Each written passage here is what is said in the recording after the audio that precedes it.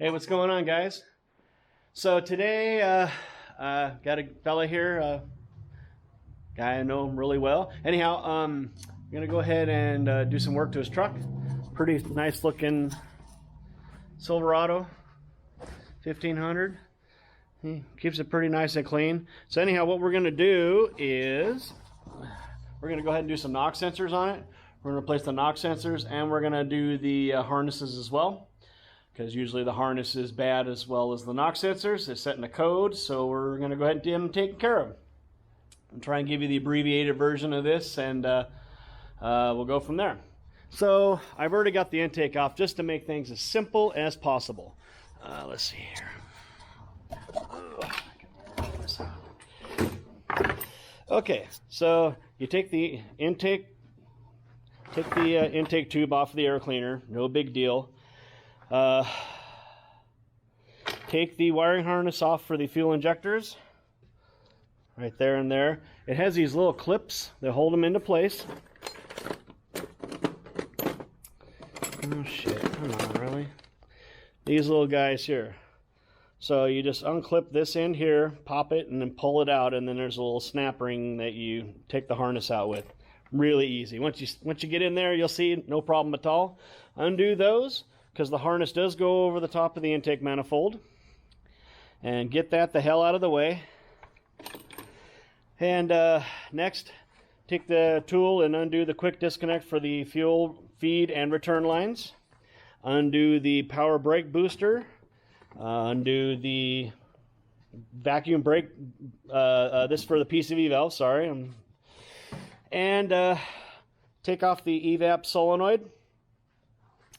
And we just unhooked the solenoid and left the hose in there, and I'll just snake it back in through here when we put it back together. And then most importantly, undo these coolant hoses right to go through the throttle body right there and right there. I just took a pair of needle nose vice grips and just pinched the hose off. The thermostat is on the bottom radiator hose on this thing, and sometimes they can be a real bitch to bleed back out and get the air out to make the thermostat open. So I just prefer to pinch the hoses off and then top the coolant off if necessary. Seems to be a way easier way to go. So once you get all that done, undo the map sensor, and I unbolted this cover here that the little plastic cover goes on just to get it the hell out of the way. And then you got 1, 2, 3, 4, 5 8mm bolts on each side. Undo those and pull the intake out.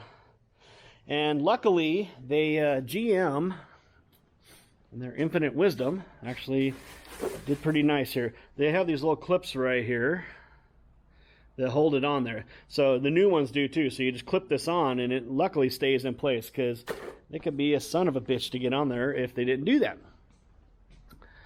So it's a pretty straightforward little deal. Not terribly bad at all.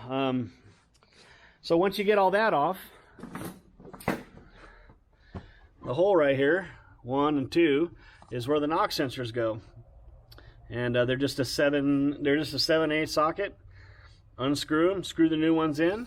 The harness looks just like this here. You got a plug, and then this clips to the side of the intake manifold into the harness, and reverse the procedure. Really straightforward little process. So anyhow, we're going to go ahead and just pound away on this thing and get this done as fast as I can. Pretty cool little truck, though. It's pretty nice. We got her all knocked out. Truck runs just like it's supposed to. I appreciate you watching my video. Make sure to hit the like and subscribe button. Really helps my channel a lot if you could do that for me. And we'll see you next time.